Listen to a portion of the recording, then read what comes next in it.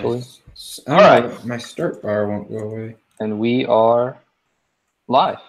All right. What is up? Welcome back to the DSoG vlog. This is episode 14. 14, correct? I'm pretty sure last week. I think that's also how you add up to 14. Yeah, dude. Like you just do two hands and then 4. Yeah. I learned that one when I was like 8 or something. I don't know. I hope How many were you when you learned? I hope I was older than what I just said, which was 8 years old. So, yeah, if I learned to add when I was 8, then that's really worrisome. That's beside the point. You mean when you were younger than what you just said? You said when I was older. Brooks, I don't know what's going on now. Right. I'm really confused. You guys have flustered me entirely. Right. But I am Brooks. My in-game name is Camel Hunt. And I'm joined here by our ever-present, ever-beautiful co-hosts. You guys go ahead. My name is Carl. In-game name is DSoG Big Boy. My name's Ken, and my in-game name is Beckraj. Also, I don't know if I've drank out of this cup since we've been doing the show, but this is probably the greatest gift that my girlfriend ever gave me. It is a Han Solo cup. That's It's awesome. the greatest thing. The greatest thing I've ever had in my entire life. Ken's done. He's done. All right, let's get into it a little bit today. Actually, first of all, how's everyone doing? Are we all good? Doing good. Doing good. Yeah. Doing all right. You know, a lot of things going on. It's been a wild ride the past couple weeks. Trying to get things going for DSoG, but it's been nice. Yeah. I turned in a paper yesterday, so I have, a little bit of a wave of relief about me. Only 2 more that are due next week, and then exams, and then sailing off into the distance. It's gonna be great. So let's talk about video games, some esports stuff. There's not a lot of league content or information to talk about this week because NA ended like 2 weeks ago. EU also ended 2 weeks ago. China's still going. They don't have their finals for like another 2 weeks or something. Yeah. But we did see that this is not much of a surprise, but Kingzone Dragon X will be representing the Korean region for MSI. That's gonna be fun. Yeah, this team is really, really good. They have the best top laner in the world, probably. I don't know. It's hard to say that any member of their team is not the best in the world. Except for Faker. I don't know, man. BDD is pretty damn good. Like, did you guys see this week it was released that Faker's salary from SKT is $3 million? yeah. Like not including sponsorship, really. That's just from the team. Shit. Siri's talking to me. That's weird. Siri figured as much, right? Yeah, that was weird. No, I did see that. It was like a StarCraft player, like an ex-StarCraft player was like probably was on SK Telecom and was like, yeah, this Faker dude, he's getting paid like millions of dollars. And we think about like how it's insane that like Impact was like the highest played player in NA, and he was making what, like 750 or something like that. Really close to $1 million, but not quite there. Yeah, and then like Faker just like drops like 3 million on the table, like holy shit. But I would really hope that Bang and Wolf are also making a similar amount of money because they've been along for the ride for 3 or 4 years now already. So like I would hope that those guys would be making a similar amount of money, but probably not. Faker, like, he's just the best. Like he's just the best, and like that name brings a lot of weight to it. Yeah. Like Bang and Wolf, like I mean, you think about what he brings to he has to bring more value to the company than $3 million to be paid that much, which is just absurd that one player playing mid lane can do that. But hey, I mean, when you're Faker, right?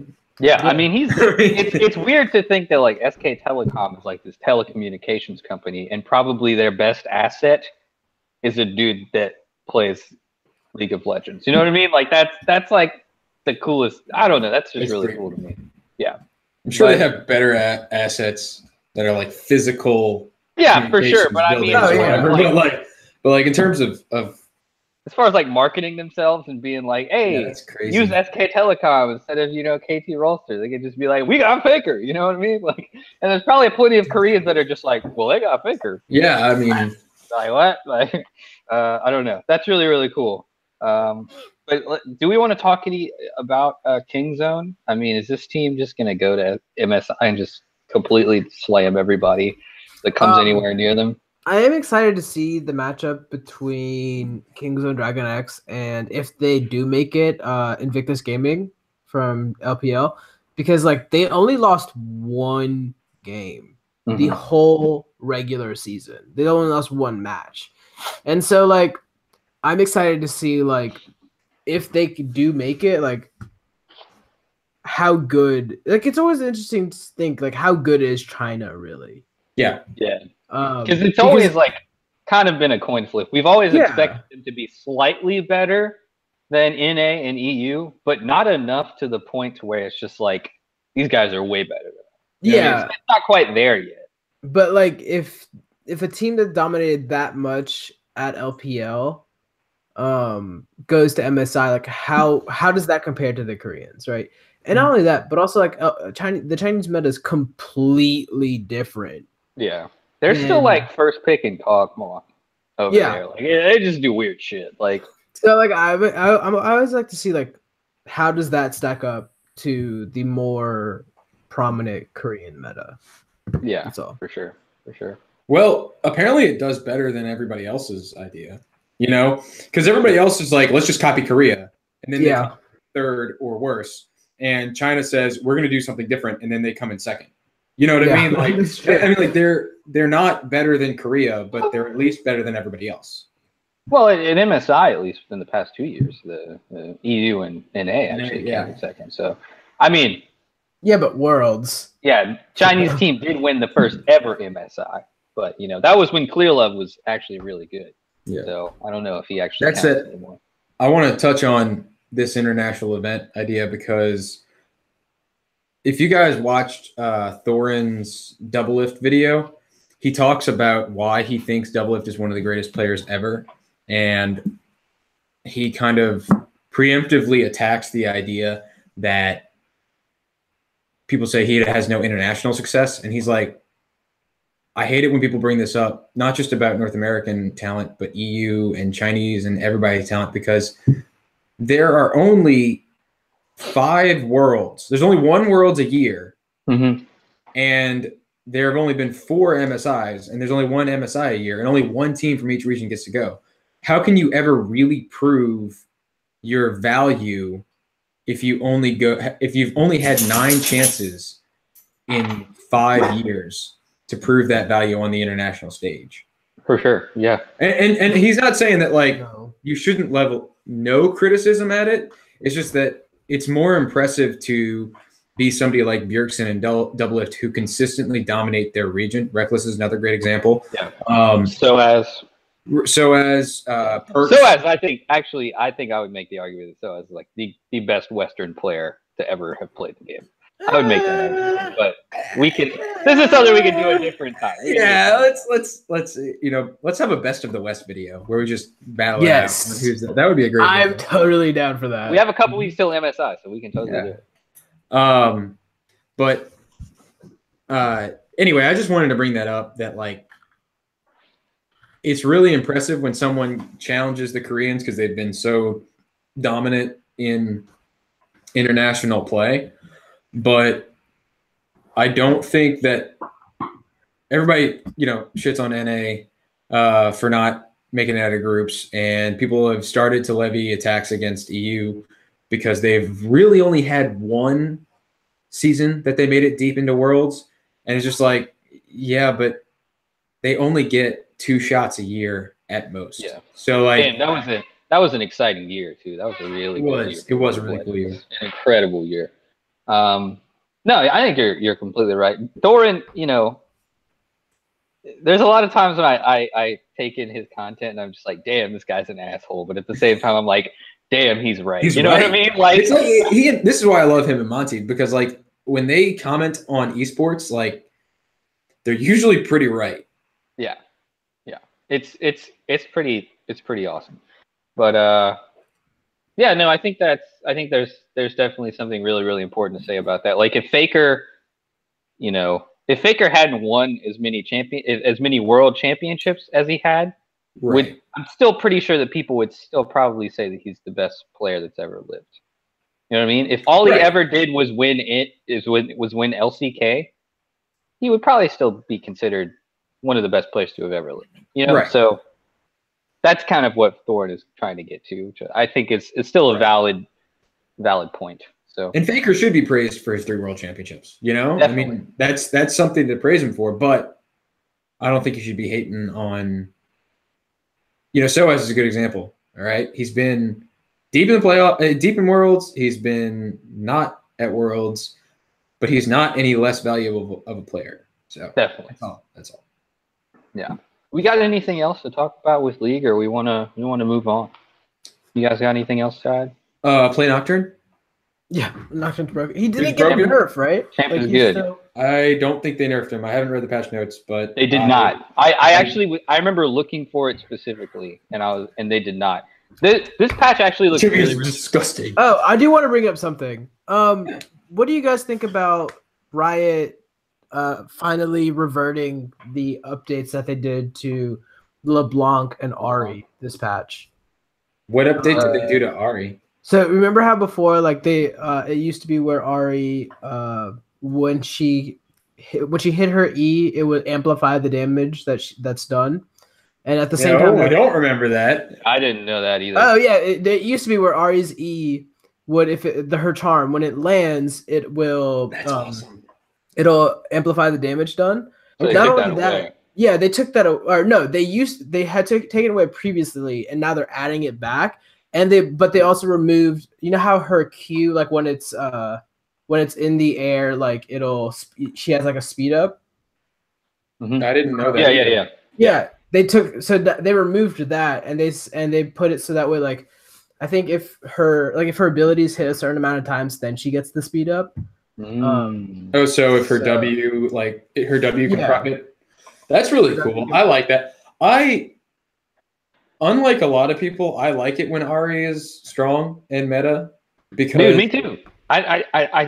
You finish first and then because like people are like, oh my gosh, Ahri, her damage, she can just like pop you out of nowhere. I'm like, that's every assassin. Like, it's not just Ahri. I feel like Ahri, the difference between Ahri and like Talon is that they can both pop you out of nowhere, but Ahri becomes a playmaker because of her dashes, whereas like Talon's just like in and out. It's not actually a big deal. Yeah, I mean, it is a big deal if you're behind, but if there's any assassin that has like a high level of counterplay, it would definitely be Ahri. And I agree.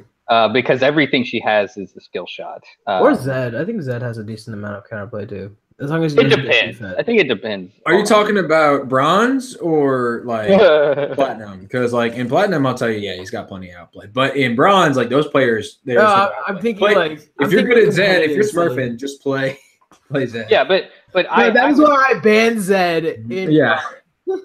I would love to see Ahri in competitive play though. I think she's like super duper fun to watch for one. I agree. And then she's also like a champion that's not hard to like grab. Like you can be pretty good at her, just from playing like a handful of games, but to get like she's my go-to really, really good at it, you have to put in like a lot of time. So like to see her played at that high of a level, I think would be awesome. So I don't really like LeBlanc just as a champion in general. So like I kind of looked at what they did to her, but I didn't read heavily.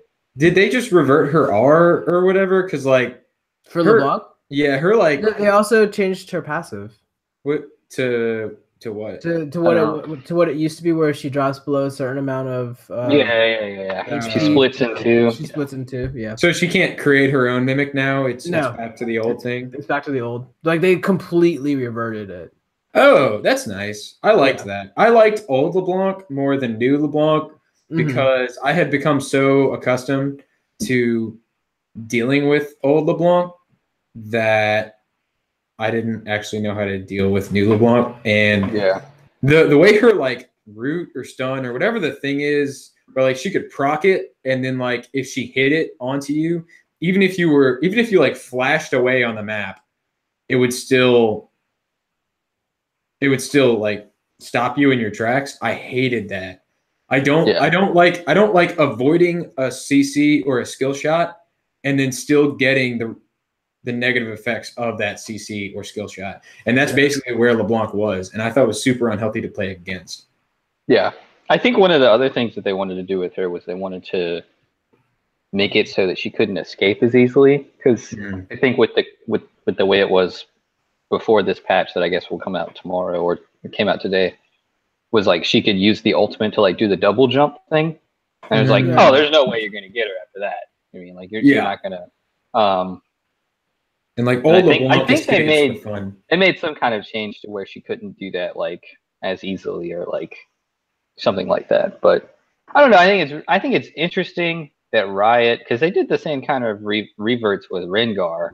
Only on his team. I think it's interesting that like Riot can kind of like accept the fact it was like, oh, maybe we did this wrong and we're gonna and that's really what I wanted to get to. But I don't know if I'm okay with them just like, because they reverted it in the first place for a reason. You know, they changed it in the first place for a good reason. So why are they just gonna like? I guess they're not taking her back to what she was before the reverts, but they're like, you know, you see what I'm saying here? I don't know. No, and I think a lot of it is because the problem that they have with LeBlanc and Ari now is that previously is that they were no longer assassins and they were more like control mages, and so now they're trying to bring them back to that assassin mentality. And so I remember because the recent like LeBlanc builds were like this, like you could like split push with LeBlanc, which is and there's like 10 ain't nobody want that shit. You know, and it's not. Yeah, I like assassins, and we talked about Carl and I talked about this on the way back from Miami. Assassins, you know, everybody talks about like, oh, there's no counterplay if they get fed. Yeah, that's kind of the point. Is that like the counterplay is to not let them, like it adds another element of like macro strategy. Shut them down. Yeah, either shut them down or just like don't let them become ahead and oppressive. If you're even or ahead of an assassin, they can't win. They shouldn't win, I think. Right. And you look at how some champions, like there's no stopping them once they hit a certain point, and that's good for some. Kaisa, Vayne, Kog'Maw, like those are good champions, healthy champions that like if you're at 45 minutes, they can just mow down the enemy team. That's how they're designed. That's kind of why you pick them to begin with. And they also have specific drawbacks that make it so that you can beat them. Like Kog'Maw has no movement. You know, he can't do anything. Like if he doesn't have a team, he's useless. You know what I mean? So whereas like, you know, that was the big issue with Rengar and LeBlanc when the reworks first happened. That not only were they super strong out the gate, but it didn't matter what happened to them throughout the game. Even if they were even or behind, they could still be impactful. And that's what you want to avoid with assassins. It's not that you want to make it so that there's never any counterplay. It's that you want the counterplay to be preemptive rather than it just sucks. I mean, it sucks in solo queue because you can't stop your mid laner from beating the enemy mid laner to like screw up your lane, right? Like that's why people hate them. Yeah. It's not because, you know, they're unhealthy for the actual strategy of the game. It's that they're unhealthy for solo queue. Yeah. Because they're rarely ever seen in pro play. Right. For the reasons that they're unhealthy in solo queue. Yeah. So.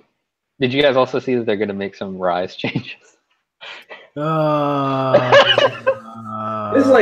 This is gonna be like what is like the fourth rework, sixth or seventh rework, right? Nice. Yeah, they're making some Rise changes. It's something along the lines of like his ultimate. They're doing something with how good his wave clear is, but they're doing something also with. They're increasing the cooldown in his ultimate to like 300 seconds at rank 1, like just an absurdly long cooldown. 6 That's minutes? that's like a Shen ult. Yeah, but I think they're making the range farther. So I don't know. They're doing some weird shit with Rise, and I think they're also doing some kind of small rework change to Azir or something. So I don't know. This is a big patch. This is actually a huge patch. But so we should all definitely, because I kind of browsed through it this morning, but I definitely didn't look at everything specifically. But let's move on to the next thing that we were going to talk about, which was that Carl and I have been playing a lot of Fortnite. Some of that Fortnite.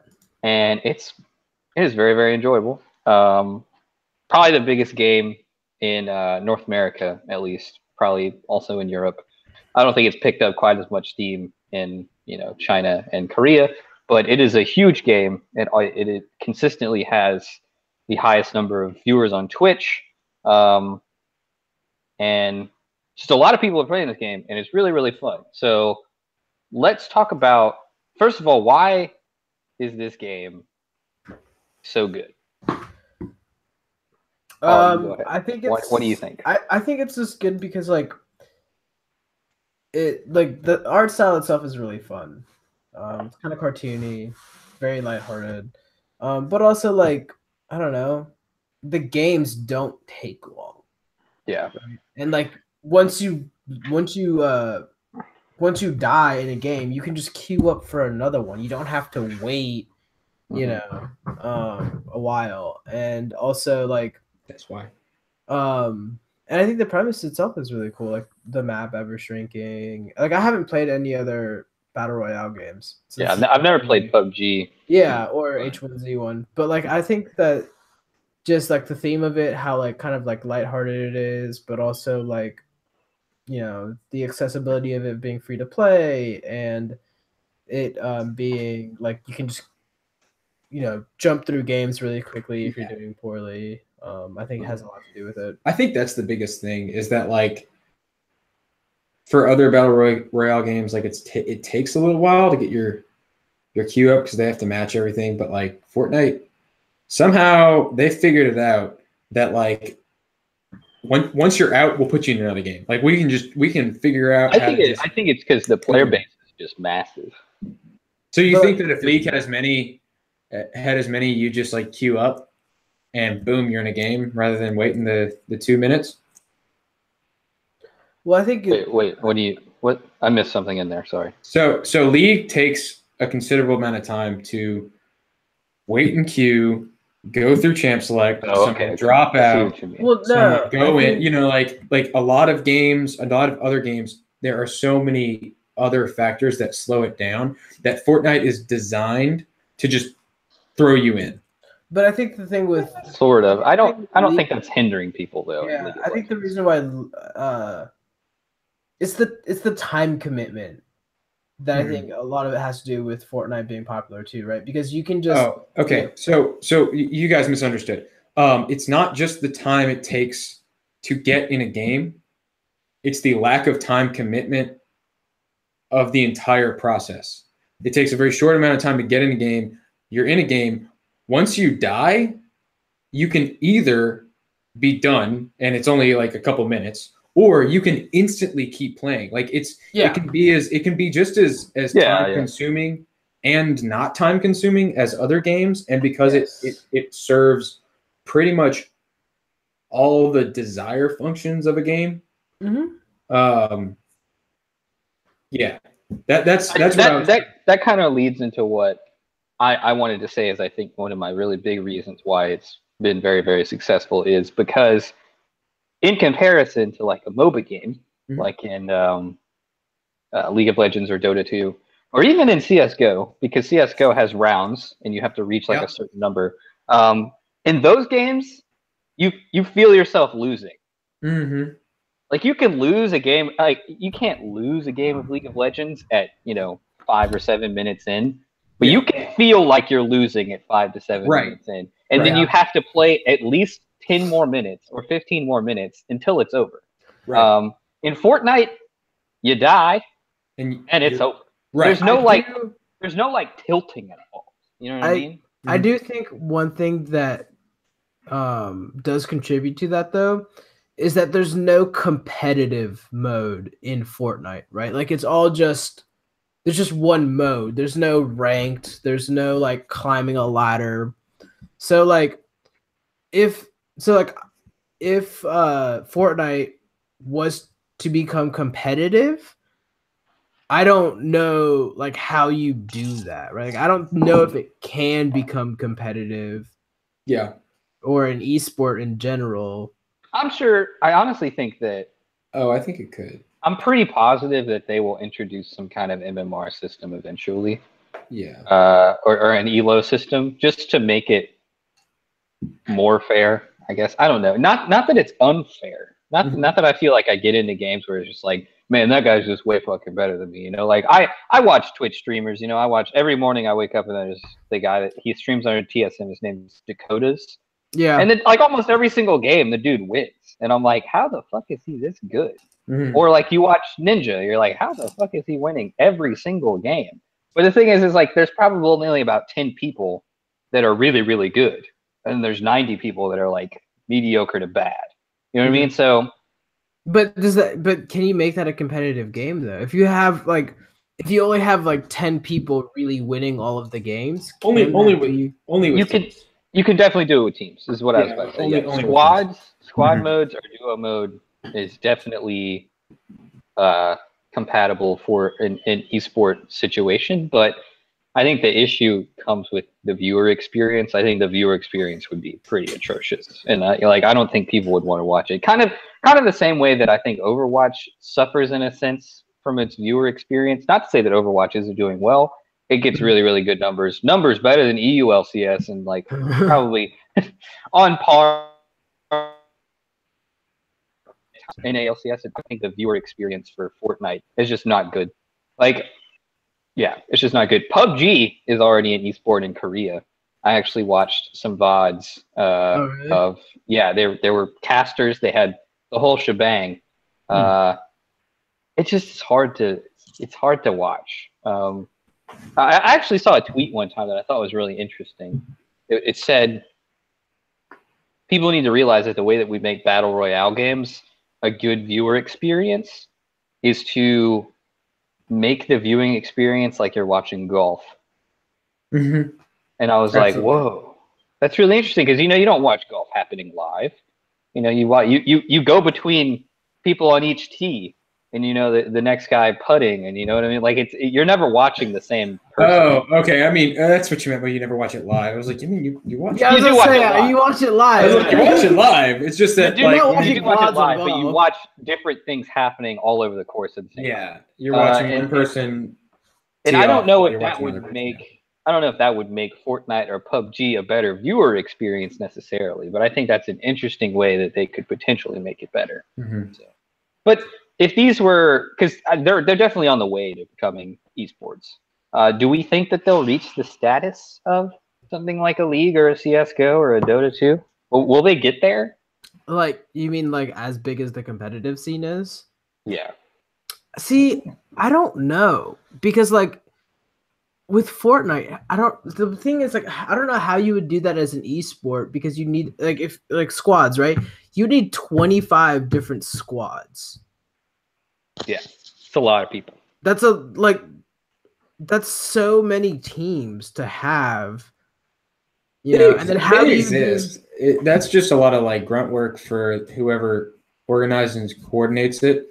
Is that you basically have to get 25 organizations to commit, and then you have to plan. All right, once a week, you're all going to drop into the same game. But like to watch one, 20-minute game a week as your esport, like, yeah, I mean, I feel like you would do it several times. I feel like it'd be like maybe you'd probably have like a first to 5 3 hour block. You know what I mean? Like, yeah, you know. Okay. I think possibly a way to do it actually would be to limit. It wouldn't be like what if you only had 10 teams that you could work with? Oh yeah. Also, they could technically make a mode for squad play and only have like 5 or 6 teams at a time. Yeah. What if you just had 10 teams? Make the island a little smaller or something, or make there's 40 people in the in the game. You know, you have 10 teams, you have 40 people. But one thing that we like about League is that it's the same game you're watching, right? Like it's not a different mode. Yeah. You're watching in the professional scene. It's the same mode. Right? Yeah. So well, then it'd have to only be fewer players. Like the difference would only have to be. So you have 50. You have 50 players or something, or 48, right? Yeah. Despite that, though, I still don't think it's going to reach the same level. I think I think a game like Fortnite, and I mean PUBG's been around for, at least a year now. I think, right? At least a year. Oh, more than that. I think that they have. I think that they have the sticking power to last in this kind of in this market, but I don't think that they'll reach an esports level that high. So does that bring us to our third topic? Yeah. So the third thing that we kind of wanted to talk about was, should every new multiplayer game aspire to be an esports? Can new games that are coming out in a multiplayer environment survive if they are not marketed in the direction of becoming an esport or being an esport in the first place? So first off, Brooks, you're like super dark. I know. The sun just went down. So I'm just gonna close the blinds. You guys keep going. Should be a little. So I think the answer is no, because the gaming industry is complex. Why has Mario not tried to become an esport? It's because Mario isn't an esport. It doesn't lend itself to be. Mario is not an esport. Yeah, we're thinking of this in the premise of a multiplayer game, right? We're not thinking of. Well, no, it can be expanded to multiplayer games. You can start with single player and say okay, Mario, it's not going to be there, but for the same reason that the single player experience of Mario caters to certain people, the multiplayer experience caters to another group of people, and the multiplayer esports experience is a third group of people. Okay. I see what you're saying. By the way that the industry works is that the beauty of video games is that you can make so many, and you can give everybody the game they want to play, rather than making them conform to the idea, or or saying everything's going to be esports now. The thing about esports is that it's supposed to be a different experience. Yeah, and there's plenty of people that play multiplayer games that have absolutely no interest in esports. Call of Duty is a massive game in a multiplayer sense, absolutely huge. Well, it has esports. It has esports, but no one cares about Call of Duty esports, man. People care about Call of Duty esports. They do. It's just the percentage of Call of Duty players that care about esports are so few, and that's why Call of Duty doesn't aspire to be an esport, like the makers of Call of Duty. Because that's the question I feel like you're really asking is should the developers try to make their games esports? And Call of Duty is a great example of no. Yeah. That's just the Call of Duty's model, and the way that they're trying to make their sales and units isn't by making these big stadiums fill people to watch Call of Duty. Sometimes it happens, not really. I can't remember how many people attended the Call of Duty national championships in New Orleans a couple months ago, but it wasn't 20,000 people going to see the League of Legends World national championship. And I should feel like it shouldn't be. Now, League is a game that I think is so intertwined with its own esport that they should always be pushing it to have that loving relationship between casual players / solo queue and esports. Clash looks great. Do you think that was the initial idea when they made the game? I don't think that was the idea that they had first. So, I don't think so either, because esports wasn't a big deal. Overwatch, on the other hand, was designed to be an esport only because they knew esports was a thing. We're at a point where you can now design games for esports, and that's great. Is that a good? Is it though? Here's my question though: is because if you think about most esports, like if we go back to the beginning of esports, we talked about like StarCraft in like 1999. All right, it was a grassroots movement that created that as an esport. Yeah. It was just people that were playing on the ladder. They got really, really good, and then these other people noticed, and they brought them all together. Yeah. Dota was also coming out of Warcraft 3. They had to create the game in another game to make the esport. Same thing with CS:GO, because that came from Half-Life. Like it's a grassroots movement that has been building over time. People are still playing these esports that have roots from like 1999. You know what I mean? Like they've been around forever. So like, does it not feel slightly artificial or slightly strange that we have a game that's coming out and it's just being like, this is an esport because we want it to be? I think it's okay just because you're designing it to be an esport. It's like it's just natural evolution of it, right? Like not everything can be grassroots and stuff. And like I mean, if you design a game to specifically be an esport, oftentimes you can alleviate a lot of the like issues that you have at the start, right? Like production value, like League's production value wasn't that great until like the last 2-3 years. Freak Spaceman season 1, right? Like and then like you have Overwatch League in its first like season of being an esport. Like the production value is amazing. So if you design a game to be an esport, you can you don't have like the building blocks are your foundation is a lot more solid for an esport. Also,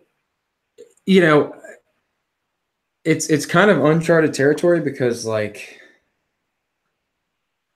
it's totally uncharted you think about like football, right?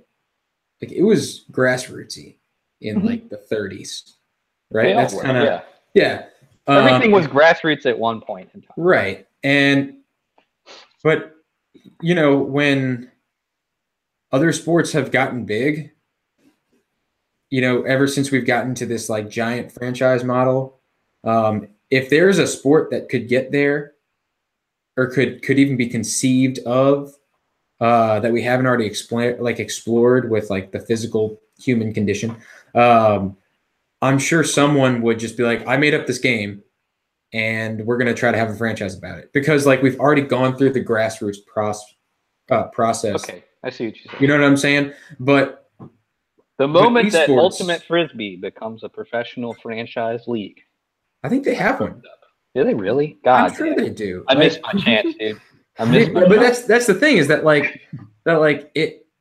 it happens, and it has happened, and we're kind of beyond knowing where the breaking point between everything needs to be grassroots versus everything needs to be done by like big companies trying to make it happen and make more money. We don't know where that breaking point was. We might have already passed it with Overwatch, and we might not have passed it yet, with MOBAs. I mean, a lot of MOBAs have tried to be esports. Yeah, that's kind of the question I wanted to ask, is like, because the only MOBAs that really are like really strong esports are League and Dota. Obviously, I would say Smite and Haas. We have Smite and we have Heroes of the Storm as well. I'm not discounting those, but actually Smite does pretty well. Like they've had 5 seasons. They're into their 5th season right now of professional play. I think they're doing okay. And Heroes of the Storm is going to always do well because Blizzard just does a good job. Yeah, but do we think more MOBAs could come out and be better than? So I don't want to say no, because you never want to write anything off ever. I mean, people said the human man was never going to run faster than 4 minutes in a mile, and then it happened. Yeah. People said he was never going to run faster than 10 seconds in the 100, and then it happened. So every time we think we've hit a limit in something, humans pretty much do a good job of proving that limit incorrect. So I'm not going to say no, but like it seems so. Like MOBAs have hit their cap, I feel like. Now maybe some new MOBA is going to show up and we're going to all play it and it's going to be great. Who knows? But let's pretend like the answer is yes, they've hit their cap. Other types of esports have not hit their cap. And that's what I think the beauty of it is that like PUBG being an esport, you know, Battle Royale as a concept for an esport just started with PUBG and Fortnite. And who knows? Kind of like team-based shooter is kind of a thing with Overwatch. I know there's CSGO, but CSGO is a little different. It's a little different than like team-based shooter in a strict category. You see what I'm saying? But like, yeah, but you know, team-based shooter. Technically, Overwatch is team-based, objective-based shooter. Yeah, that's a good way. Not to be confused with team-based shooter, which is more of a Halo or a Call of Duty. Call of Duty. Yeah, we haven't really seen how far we can push that. Kind of because it's so mass appealing. Much like these games have also been out for so long, and their esports scene just never really grew like with the game. Does that make sense? Like, right. So because you know the new Call of Duty comes out or the new Halo comes out, it's like everybody goes and buys it. Well, everybody except us because we don't really play console games. But like, you know, like everybody goes and buys it. That's like your average casual gamer. Yeah. It's just that the esports side of that content just doesn't really matter to the average casual gamer. We're special, guys. We're different. We're a different breed over here. You know, like it's weird for me to say this, but like I have gotten to a point almost where I'm like more of an observer of esports than I am an actual player. Like, as weird as that is, like I don't play StarCraft. I barely play StarCraft. I can do the basics, but yeah. If you go on YouTube and you search Africa TV, which is the same place where I watch the PUBG tournaments, almost every single day there is a new stream of the biggest casters in StarCraft, Tasteless and Artosis. Extremely, like these guys have been playing since like 1999, since the game came out. Yeah, extremely entertaining dudes, and they walk you through these StarCraft games, and I'm just like, this is extremely entertaining, and I'm thoroughly enjoying this. I am impressed that these StarCraft players have like 500 actions per minute. These are like the fastest gamers in the world. 500 actions per minute? Yeah, it's insane. It's absolutely nuts. Like the things that these guys do is ridiculous, and I have a respect for that, even though I barely play. That's like what, 8 or 9 actions per second? They're insane. 500 actions per minute. On average, I think like the average player does about 400, or like I don't even think across the board for the whole game is like 400. That's insane. Yeah. But the thing is like I barely play that game, but like I enjoy it just as an observer. And I enjoy watching most esports just as an observer, you know.